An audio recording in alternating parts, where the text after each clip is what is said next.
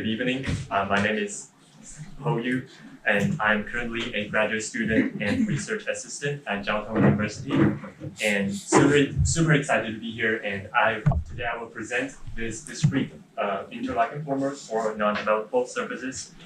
So this work is part of a broader exploration into how computational methods can actually address the challenges of constructing complex geometries through an formwork system.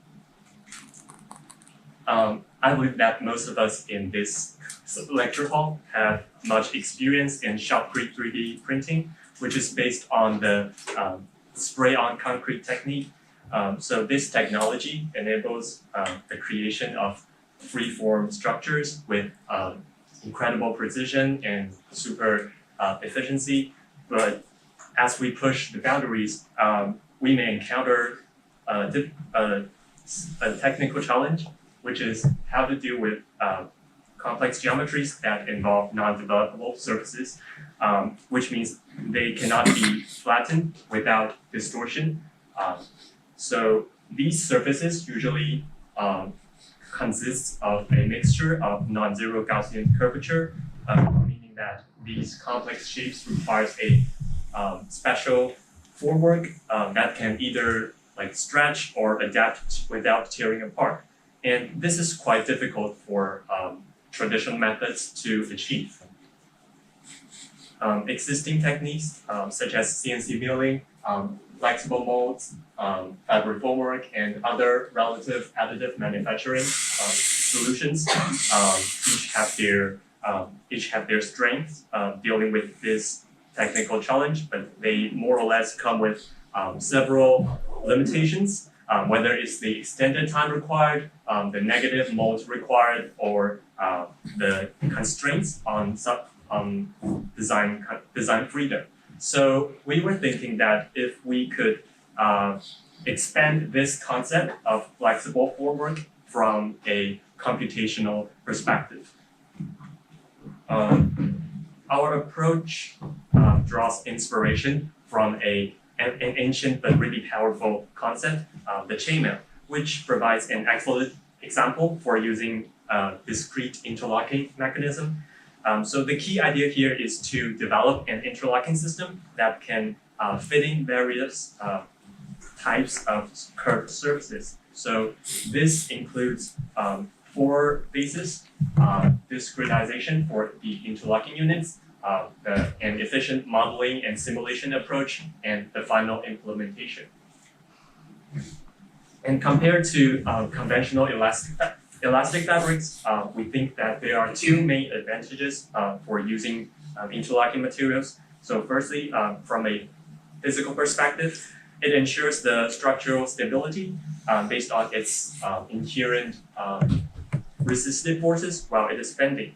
And secondly, it doesn't require complex computation since the flexibility in this case is just derived from simple contacts between individual rigid components.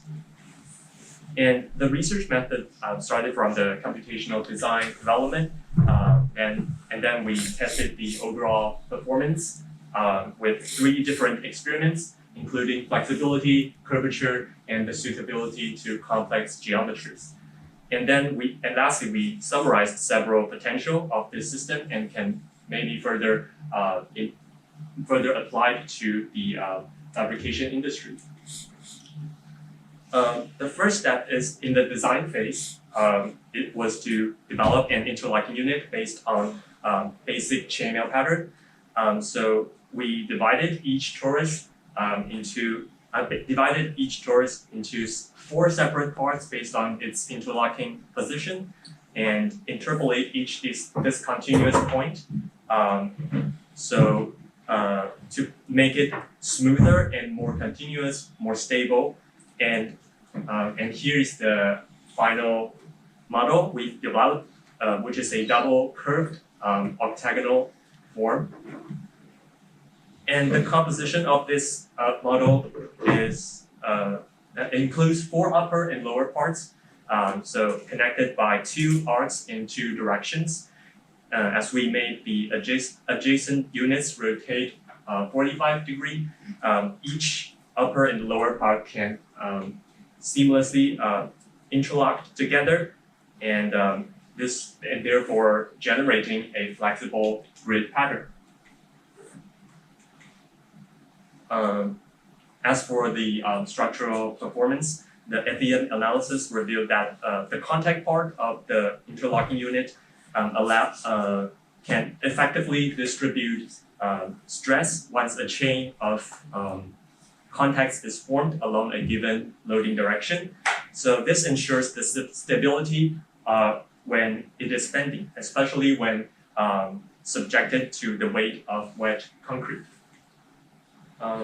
Most importantly, we really care about how we can precisely manipulate its flexibility. So basically, the interlocking mechanism, you can imagine that it allows each component to rotate within a certain range. So we decided to measure the range of movement in both clockwise and counterclockwise directions as the representation of the overall flexibility. And based on our simulations, we found that the ratio of solid to void area of the interlocking parts has such a great impact on the overall flexibility, on the overall range of movement. So this ratio, we define it as RC divided by V, can be considered as the cross-sectional area, which is the red part. The cross-sectional area of the tube divided by the local void area, which is the, I'm sorry, I misspelled the color. So it's the cross-sectional area of the tube divided by the local void area. So, and we took 3 different models with 3 different RCV values as the control and experimental groups. And we observed that the RCV value and the range of movement are actually in a negative correlation, which means a lower RCV value or a larger porosity ensures a better performance on the overall flexibility. And we wanted to make sure that this correlation maintains as the number of interlocking units increases by upgrading the grid size from 2x2 to 10x10. We noticed that the rotation angle improves, making it highly adaptable to larger or a more complex surfaces. And in the second experiment, we were wondering if this interlocking model can actually act like the chainmail fabric, which is able to perform as a dynamic closed object with high compliance, with high flexibility. And so we set up a computational process for this experiment. So this process basically allowed us to validate whether the proposed model can align with our desired configuration or not. So we can either adjust the cell size or the target mesh division settings if the tessellation result cannot fit properly. So we test it with different Gaussian curvatures, including single curved, doubly curved, and double curved surfaces. And by adjusting the division size of the target mesh, the system can actually adapt to these types of surfaces without collision error or compromising its structural stability. And following the previous 2 experiments, we were wondering if this interlocking unit can actually be applied, or how can it be applied to complex geometries. So, and this is the main objective in this space. We took this geometry, which consists a mixture of non-zero and zero Gaussian curvature as our target geometry. And we used both static and dynamic method. So the static analysis here includes the tessellation algorithm to remap the basis node to the desired UV coordinates. And the dynamic ones we use here is based on the physics engine in Blender to validate its final configuration. So the result confirmed the effectiveness of this alignment from the interlocking unit to the desired surfaces. And meanwhile, the simulation demonstrated that it could actually maintain its configuration under stress. So to validate the deviations between simulation and actual performance, we actually created several physical models, and I have brought some of them here. So they are scale models. They are scale models, and I think I'll just pass it from the right here and right here. And you can take a look and have some fun with it. So it actually demonstrates some sort of flexibility, even it's just the production from our early design phase. So the results are actually promising. The physical model and the digital model just show a slight deviation of 3.5%, which is promising. And it could also be printed in place so that you can imagine that if it is a formal system, we can print the interlocking part first and print our design on top of it lastly. And so in summary, we can conclude that the RCD value and the RM are in a negative correlation. And by adjusting the settings in our computation, the proposed interlocking system can actually conform to complex geometries. And lastly, the performance of digital and physical models shows a coherence with a 3.5% deviation. So I think you need to wrap it up. Yeah, just because we are 10 seconds. So I'll be real quick. For future application, we're still working on a larger scale project, and we are still seeking for a proper material for the printing process. And we're still conducting like structural analysis for safety issues, and that's it. Thanks for Thank you. Sorry for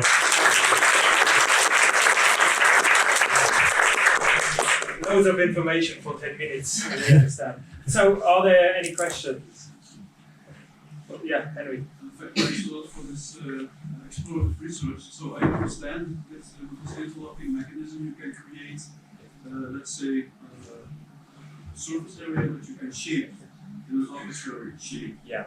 which you could then use to spray concrete on, for example.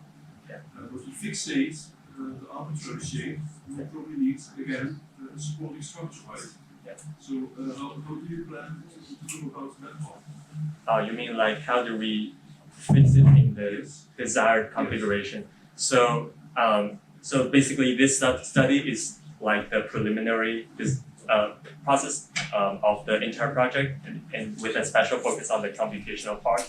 And what you're talking about is really important, and we're working on it. So we're thinking that we have printed a this scale of the interlocking material, and we used anchor on certain points, so that actually for typical rectangular shape, we only just need 4 to 6 anchor points, and it can actually maintain its shape, because when it's bending, it will generate the resistive forces between the interlocking part, so it will actually increase its stability as well. Yeah.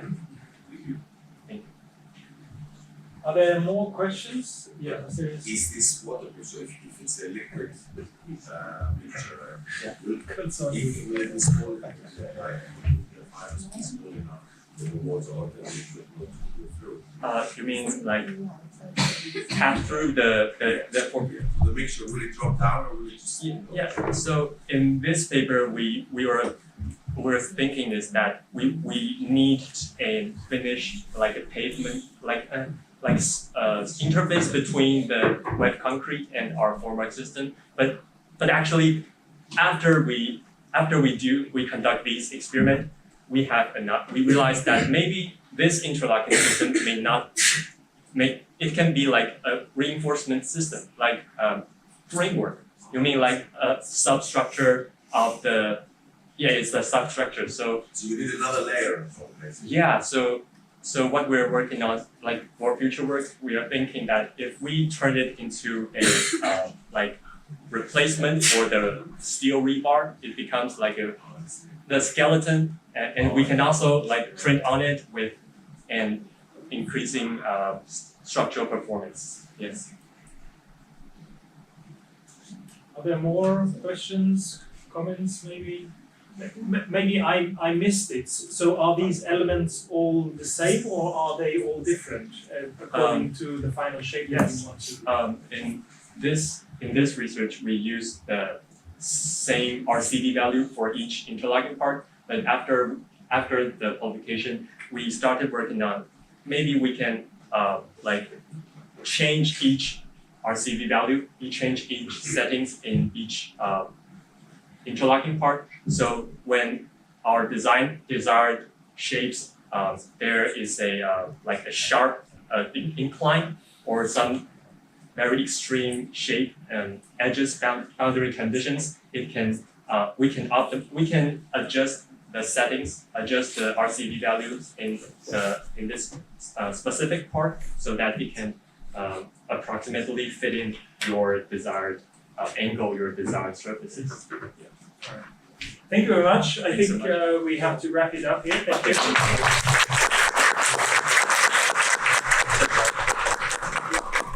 Thank you all for coming. I think we've seen.